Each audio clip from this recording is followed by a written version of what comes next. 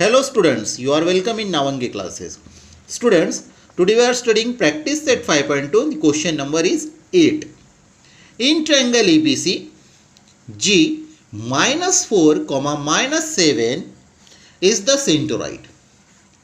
If A minus 14 comma minus 19 and B 3 comma 5, then find the coordinate of C.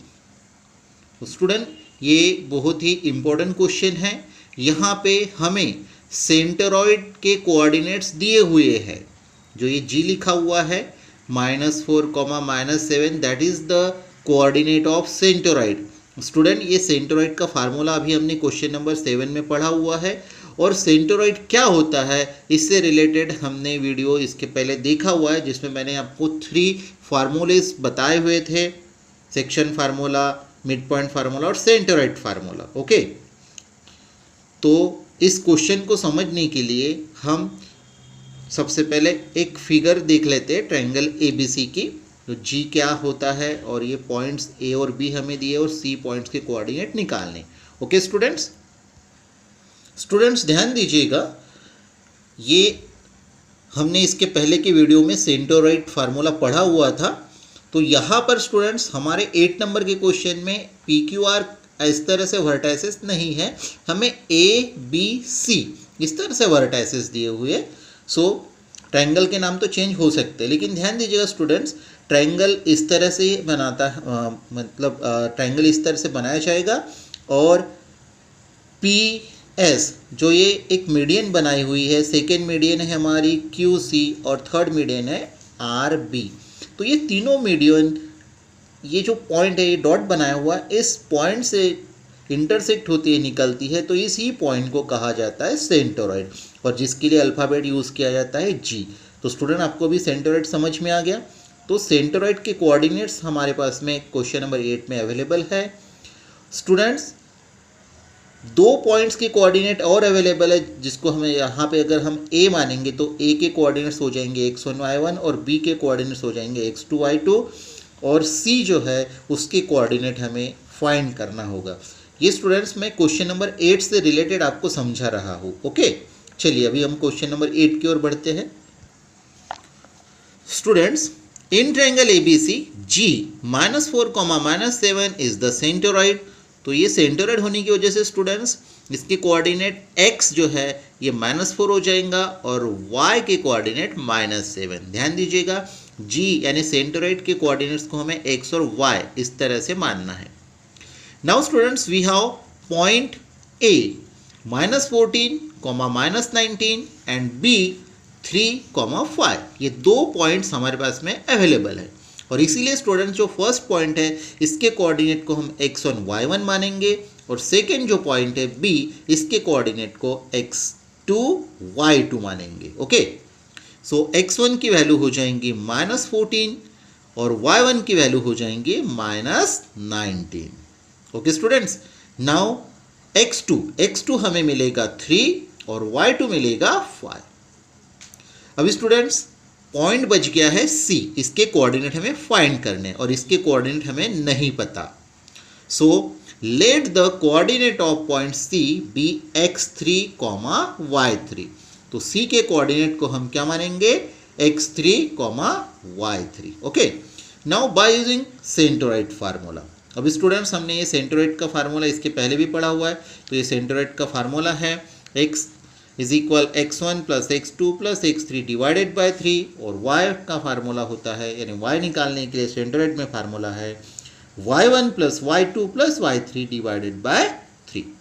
चलिए तो अभी हम सबसे पहले फार्मूले में वैल्यू को पुटअप कर देते हैं.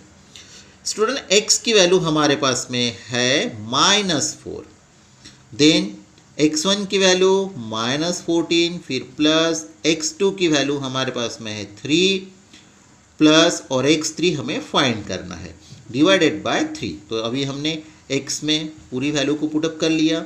इधर में हम y की वैल्यू पुटअप कर लेते हैं स्टूडेंट्स. तो y हमारे पास में है -7, देन इज इक्वल y1 की वैल्यू हमारे पास में -19, देन प्लस का साइन y2 y2 आप देखोगे तो y2 5 मिलेगा, तो हमने y2 की वैल्यू पुट कर ली 5 प्लस, और y3 हमें फाइंड करना है, नाउ डिवाइडेड बाय 3। तो अभी हमने दोनों फार्मूले में वैल्यू को पुटअप कर लिया। चलिए तो सबसे पहले अभी हम x को फाइंड कर लेते हैं। स्टूडेंट्स -14 + 3, इसका आंसर हम निकाल लेते हैं। तो यहाँ पे क्या है, साइन डिफरेंट है, तो डिफरेंट साइन है, इसलिए ग्रेटर नंबर से ये स्मॉलर नंबर को हम माइनस कर देते हैं, यानी 14 - 3 कर लेते हैं तो 11 आ जाएगा। और ये जो 14 था ग्रेटर नंबर, इसका साइन जो है माइनस का वो लगा देते हैं, यानी -11 ये हमारा आंसर बन जाएगा। Okay, now plus x3 as it is divided by 3, ये भी वैसे ही रहेगा, और -4। अभी स्टूडेंट नेक्स्ट स्टेप में हम 3 जो है इसे लेफ्ट साइड में ट्रांसफ़र कर देते हैं ताकि ये मल्टीप्लाई हो जाए -4 के साथ। सो -4 × 3 इज इक्वल -11 प्लस x3। -4 × 3 हो जाता है -12 इज इक्वल -11 प्लस x3। अभी स्टूडेंट्स -11 ये राइट साइड से लेफ्ट साइड में हम ट्रांसफ़र करेंगे, तो -12 plus 11 is equal x3। Now student यहाँ पे भी वैसे ही साइन डिफरेंट है, तो इसका आंसर आ जाएगा 1, और ग्रेटर नंबर का साइन लग गया, यानी -1। सो -1 is equal x3। So students x3 ये हो गया है -1, यानी x3 की वैल्यू हमें मिल गई। चलिए तो अभी हम y3 की वैल्यू निकाल लेते हैं। हमने वैल्यू तो पुटअप कर लिया था। अभी स्टूडेंट देखिए यहाँ पे -19 + 5 साइन डिफरेंट है, ये 14 हो गया, और माइनस का साइन ग्रेटर नंबर का है तो हमने माइनस का साइन लगा दिया। नाउ प्लस y3 और डिवाइड में आएगा 3, तो स्टूडेंट यहाँ पे भी 3 को हम -7 की तरफ ट्रांसफ़र कर देते तो मल्टीप्लाई हो जाएगा।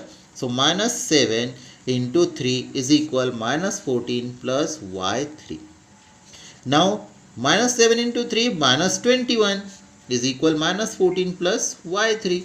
21 भी राइट साइड से लेफ्ट साइड में आ गया, तो ये +14 जो है ये -14 था, तो ये राइट साइड से लेफ्ट साइड में जब आएगा तो ये +14 होगा। Okay, now -21 plus 14 is equal y3।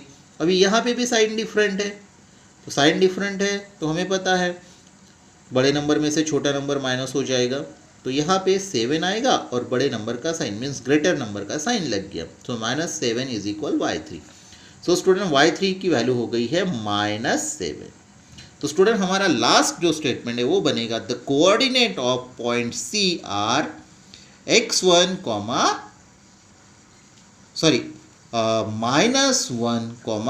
-7। तो स्टूडेंट इस तरह से ये क्वेश्चन नंबर 8 है जो कि अभी हमने सॉल्व कर लिया है। आई होप स्टूडेंट्स आपको ये क्वेश्चन नंबर 8 अच्छे से समझ में आ गया होगा। तो मिलते हैं स्टूडेंट्स हम नए वीडियो में नए प्रॉब्लम के साथ। Till then thank you.